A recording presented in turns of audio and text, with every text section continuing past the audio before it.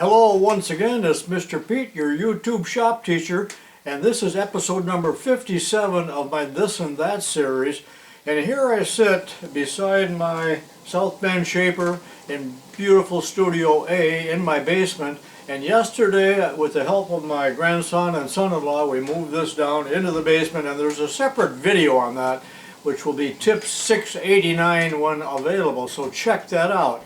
This is not quite fully assembled. I had to partially disassemble it to get it down here to reduce the weight and all that. And you might be interested in how I moved this heavy piece of equipment. So watch that video. Now let's get started with this and that. And I've got quite a few things to show you. I believe I'll continue to beat the subject to death in regards to magnification and the Optivisor. And I do like my genuine Optivisor, there's no doubt about it, and that is superior over this because they are genuine glass. I believe this is real glass, not plastic.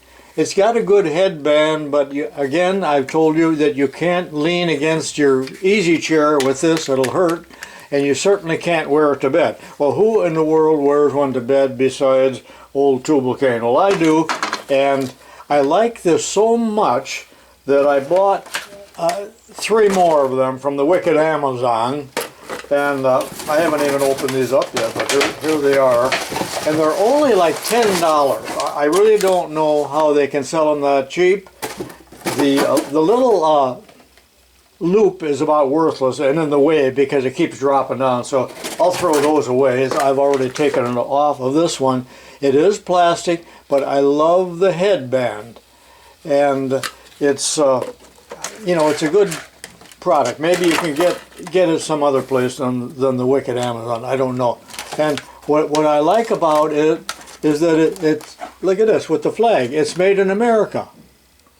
Oh, no, it's not. You liars, you deceivers, you wicked people. It's made in China, but what does it say? The package itself is designed in the USA. Big deal. So I don't like being deceived or jerked around, and they did that to me, but I'm going to put up with it because I do like the product so much. It has this little flip down. I never have used it, but there it is. And if anybody's interested, got to look it up, and on the back it tells all about the different magnifications, which may help you, but I'm not too interested in that. I just like that. So you old guys like me, get yourself one. Oh, and this is much lighter. You know what? I'm going to weigh these right now. I know it's irrelevant, but I'm going to weigh and we'll see what the difference is. Okay, the genuine Optivisor weighs 172 grams. The cheap imitation weighs 109. So there's a significant difference, almost double the weight. And so the lighter your appliance is, the better it is, as far as I'm concerned. You don't get a headache from it. All right, on to something else. And while I'm on the subject of Optivisors, do you know who this old man is? And he's long dead, but in most of the pictures that I see of him, he is wearing an Optivisor. And yes, that is Leo Fender, the inventor of the Fender guitar, and there he's working on one. That was irrelevant, who cares? Many of you enjoyed this beautiful model of a Bridgeport made by James Restano out in New York, and you can go back and look at that video. He made 9 of these and gave one to me, and so I don't need to talk about that much. But I decided at one time that I need to make a little vise that would be in approximate proportion to this machine. And of course I didn't get it done because the road to hell is paved with good intentions. But last week, out of the clear blue sky, I received a small box from James, the same man that made the model, and he made for me this miniature model of a 6-inch Kurt vise. So isn't that beautiful? Now there will be a standalone video on this, so I'm not going to say a lot about it other than it is a working model. I'm not even going to show you that now. Watch for the video. And it actually operates. It opens and closes. And he sent me a 8-page letter on how to mount it on, on the model. So thank you, James, and James and the rest of you, watch for that future video. In a recent video I talked about these way wipers that can be mounted onto an Atlas 618 lathe. That's the 6-inch. I do not have that lathe, but this is an interesting item. I think I did talk about it. But also in the same package he sent me this file rack, and that's Brandon Buffum that sent that, and thank you, Brandon. And this is designed to be used with files where you are using a golf ball as the handle, so it would be held like that. And both of these items are on Thingiverse, so check it out. And the only thing I don't like about golf ball handles, or even this type, is that when you sometimes hang them up, it pulls the handle off because these handles are driven on. I do like better, I don't have one to show you here, the one they call screws on, and it makes its own little thread on the tang of the file, and they never come off, but they were quite expensive. And while I'm talking about files, I want to mention something else about file cards. I've talked about this before. These are some of my favorites, but again, this is the one my dad gave me when I was 16. I stamped my name in there. I remember stamping it. Oh, that was 1960 or 61. But it's still in perf or near perf condition. They don't make them like that anymore. But I dug this one out the other day. It's also a Nicholson, but there's something very unusual about this, and it's in pretty good shape too. It's got the pick here, and that's patented the way that it is held in. But the problem is you need to own a Colton with a pick in order to get the pick out of the Nicholson. And it's shaped a little bit different. It actually reminds me kind of a bottle opener. I got one here someplace. Paint can opener, I guess that is, for cleaning the pins out of files. So pretty clever, and what they patented there, of course, is the clip. But I hope their patent was rejected because it's too hard to get out of there. But anyway, nice tools. Coltons are still my favorite, I'm sorry. And I got 3 or 4 of them around here someplace.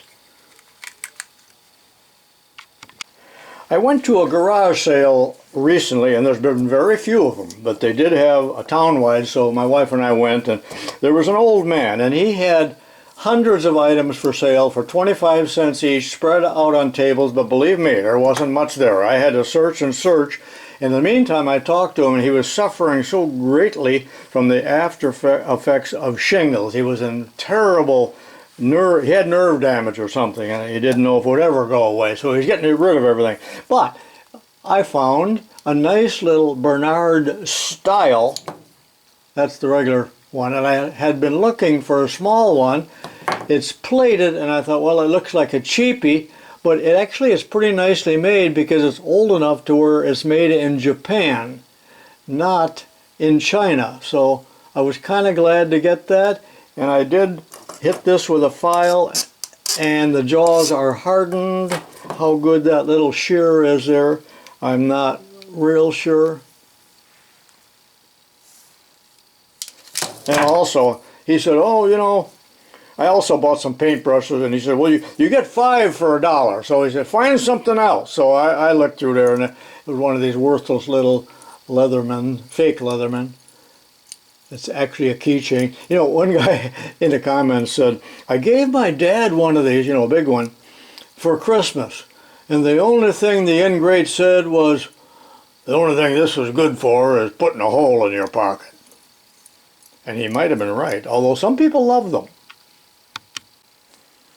I probably spent way too much time talking about quality pencils, but that was covered in other videos. But my perennial favorite was always a Dixon Ticonderoga, but that's an HB, which is a little soft. Well, this needs sharpening.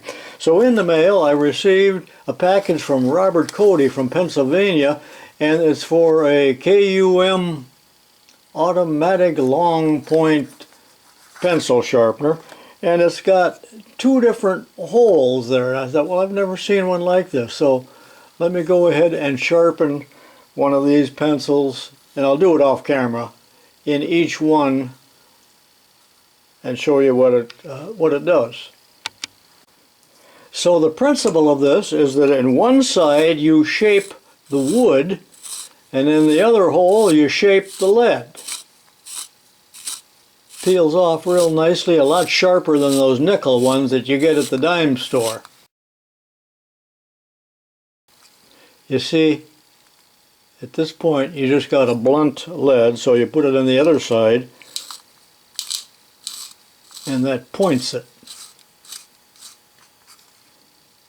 Pretty neat. Thank you, Robert. Many of you people have been complaining about the ads on my videos as well as others, and I'll tell you what has happened. They changed things on us. YouTube changed things on us. They did not tell us about it because essentially they're a wicked company. Google and all the big companies are wicked, as is Amazon. I know you think I'm ranting on that, but they are. So if you do not go in there, if the creator does not go in there and make these changes, you end up with non-skippable video ads. So that has to be unchecked. Well, I didn't know that, and finally Myford Boy told me about that. And sometimes I forget to do it, or I don't click on save, so they got all kinds of little things. And then one other thing here, that I have to unclick the during video mid-roll, or we get ads right in the middle of the video. And furthermore, if I do not click up here on save, the settings are not instituted.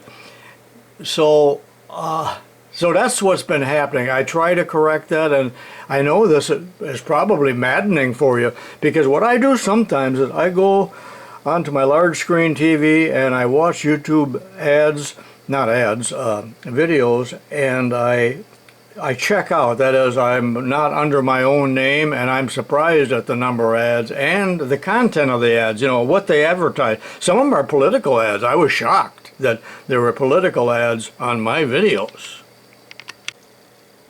Also, I've noticed that some video creators have ads that are about 1 minute into the video, and they just say, now we got to pay some bills, and they go into a 2 or 3 minute thing, and they're selling something crazy, like telling you that the world is ending and you better invest in gold.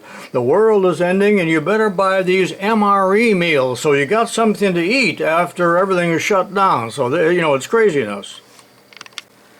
I have a question for you about subscribing, and right now I'm on Keith Fenner's videos, and I was subscribed, but I unsubscribed so I can demonstrate something to you. If you want to subscribe to me or whoever, of course you click on subscribe, and then you get the little bell, and the bell is the notification that you're supposed to get by email of Keith or whoever sending out a new video. So you're supposed to click on that, and I guess it's all like that.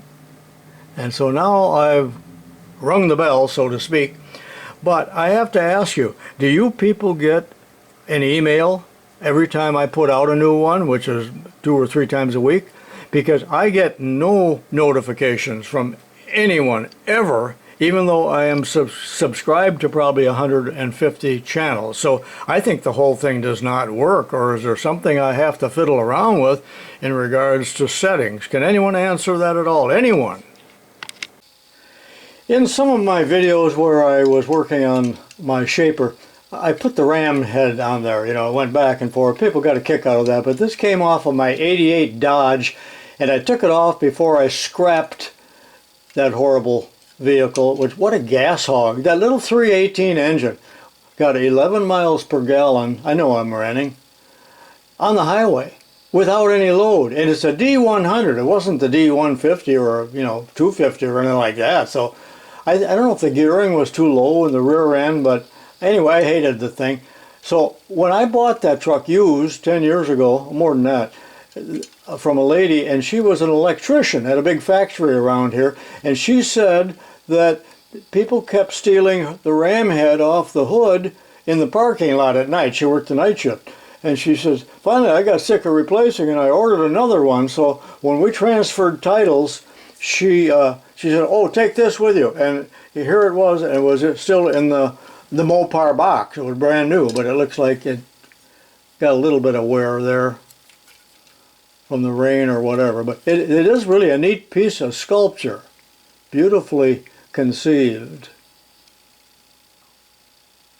But it's plastic. It's not die-cast chrome like they had in the olden days. And what's with Dodge changing the name of the truck? They're no longer called Dodges. They're called Rams. They don't associate at all with the Dodge name. Dodge brothers would turn over in their grave. Horace and what was the other brother's name? I forgot. I mentioned finished nuts recently. And a lot of people did not know what they were, probably didn't care. But I got a lot of good jokes too, saying there were nuts made in Finland and all kinds of stuff like that. But what is a finished nut compared to a common nut? And there's all kinds of nuts. There's thin nuts and there's thick nuts and there's castellated nuts and there's locked nuts and so on. But a finished nut looks something like this. Matter of fact, it looks exactly like this. Almost like it has a bit of a washer, and it has been machined. This one's kind of tarnished, but that's a finished nut. Not on that side, but on this side. But I looked all through McMaster Carr and some of those catalogs, and that name has been lost to antiquity. I don't see anybody using that name anymore. Finished nuts. And I guess we don't really care, but when you compare that to a common nut, and these are both 5/16, and sometimes the common nuts are called punched nuts because they're made bam bam bam bam, like a machine gun. And this is also a 5/16, or make that 3/8. This is a 3/8 bolt. But I think that machined part would come down more accurately on the workpiece. So that would have been used in better machinery, not just for putting together lawnmowers. So that's what a finished nut is. And maybe I didn't define it very well.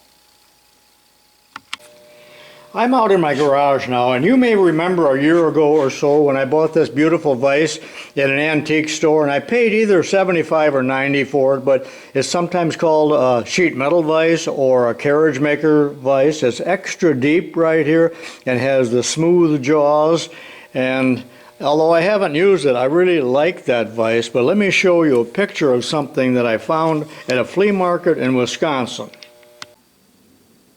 So here I am in Wisconsin, and I just took a picture of this dealer's vise, and it appears to be the same one, and he wanted $90 for it, and it's been welded. Now, he may not even have known that. These guys don't really know anything about their merchandise a lot of times, but I would not have given, I'd have given $2 for it if he carried it to my car, but only so I could show you and then scrap it out, because a vise that has been broken to me is absolutely worthless. But that is the kind of prices you'll sometimes see in a flea market. That's why I very seldom ever buy anything in a flea market. So that's almost a crime, to ask that much, because there might be somebody that would buy it that is not knowledgeable enough, or a woman may buy that for her husband thinking, oh honey, I bought you the most beautiful anniversary present. And when she gives it to him, he will weep with sorrow. Not long ago, I was whining about thread sizes and the smaller sizes and the gaps there are in sizes. So here we got a number 4, a number 5, 6, 8, 10, and then quarter. Well, you can get a 12, but it's kind of rare. I mean, you're going to be kind of hard to find, but maybe McMaster Car will have all of these, but you're not going to find them at the box store. Now, a number 4 and 5 are very close together. A 5 is actually an eighth of an inch, but that's become semi-obsolete, but it's certainly one of my favorites. But the point here was that there's still quite a gap between a number 12 and a quarter inch. And I said there needs to be something in between there. Well, actually there is, but I was wrong on something here, so let me explain that. So a man sent me a little package of 1420 taps, and after fiddling around with them, I finally deduced, and I said, like it was a fact, I said, this is actually a quarter 20, and they mislabeled it. They didn't put a slash in there because they didn't know any better. No, I was wrong. This is a 1420, but the problem with the 1420, it's obsolete, by the way, is it's not much different than a quarter 20 right here. Let me show that to you, and I had a heck of a time doing the research on this, although several people helped me with this, and thank you, but I'm going to show you a page out of a Machinery's Handbook, and this is like the 1940 edition. This is the 11th edition, and it's tap drill sizes for machine screws. So I'll zoom in.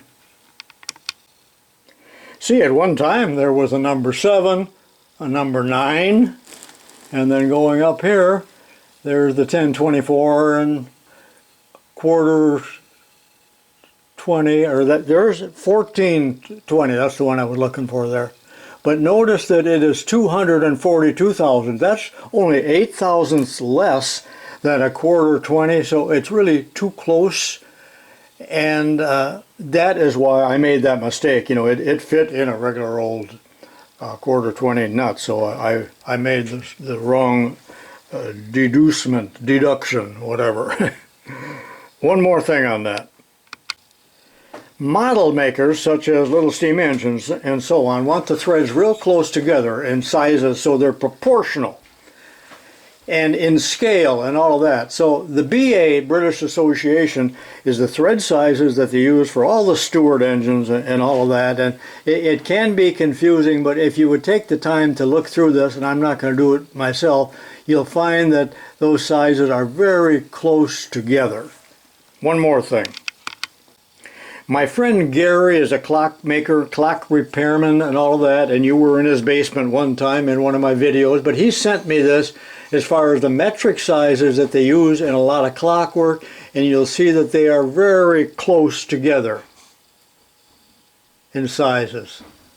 Like, look how many there are there just between 1 millimeter and 2 millimeter, and those are very close sizes. Thanks for that, Gary.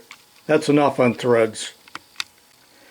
What is this item? Well, you all know what it is. It's a frost-proof sill cock to be used on a house, sometimes called a hose bib. I think there's probably a lot of names for it. Put your garden hose on the end of here. And the beauty of these is that the valve actually, even though you're turning it here, is way up here. It's really a hydrant if you want to know the truth. But the nice thing about these is they won't freeze in the winter. You don't have to worry about it. Wrong! So my friend Clyde, who lives in a retirement community 2 blocks from here, and he winters in the south, but he comes back and he's watering his plants. Now it's May, you know, he's planting flowers. So he called me up and he says, there's water running from, when I turn this on, there's water running, but it's not from here. I said, you need a new washer. And he doesn't know what a washer is, so I went over and checked, and sure enough, he was right. The water was running down under the siding along here rather profusely because this was broken. It froze during the winter, even though this was 7 inches inside a heated house. They don't turn the heat off here. You know, he keeps it at 60 all winter long, even though he's not here. And that froze. Well, we had to cut a hole in a closet. This was in a closet, clothes closet in a bedroom. And we had to cut a rather large hole because we didn't really know where this is. I scrambled around for a half hour on my knees in his crawl space, and boy did that hurt. It was way at the other end of the house. I thinking that I could look right up above in my basement like this, where normal people would put it. And I never do turn that off, and I never have had a problem with it freezing. So, all right, back to the subject. So I cut that off and replaced it for him, soldered it in. But I'm going to ask you a question. I know why, and put it in the comments. Why did that freeze if it was frost-proof? And by the way, these aren't real cheap. These are about $30 or $35. I went and looked at them. The copper is incredibly thin. I don't know if that's K or L. You know, there's different thicknesses. But you know, it virtually exploded. The nice thing is that it didn't really leak until he opened this. So, all right, there's the question. What caused that? I think I told you in recent videos that I sold a little shaper, I sold a lathe, and a bunch of other things, and what I really need to do is just downsize and sell the whole ball of wax. You know what, I got a bunch of other what I think are interesting things to talk about, but I'm going to have to hold them over till the next episode because this has gotten way too long. But I wanted to talk about the Blue Flame 6 and the Stove Bolt 6 and all of that, which was mentioned in another video. I wanted to talk more about Crosley engines and Crosley cars. And I'm going to do a long section on the Radium Girls. I've talked about them from Ottawa, Illinois, and there's a new book out on that, and I got the book, and I've been reading it, and I already knew quite a bit about the Radium Girls, painting dials on clocks and what happened to them. Very interesting subject. And also, my son Eric has several patents when he was with Chamberlain Garage Door. I wanted to mention that. I don't want to brag or anything like that, but I thought that would be interesting. And one final thing. There was a picture in the paper the other day of an accident on Route 80 where 2 people were killed, but it was an aerial view, I think done with a drone, but they showed the old Asai test road. And not too many people know about that, but over by Ottawa, before they built the interstate highway, and in preparation for building the interstate highway, they had a test road there operated by the Army. Loops of pavement of all different kinds with instruments inside the pavement measuring the weight and that, and they ran Army trucks over it 24 hours a day for years, trucks loaded with huge blocks of concrete. So that might be an interesting subject for some of you, and that was all done in preparation to build the entire system. Eisenhower was still alive, that's his baby, you know, and that was all copied. Now I'm telling the whole story from the German Hitler's Autobahn. So, all right, I hope you enjoyed some of the content here, and I rambled and I ranted, but that is my want to do. So this is tubalcain saying so long, and I'll see you next time. I had too much coffee.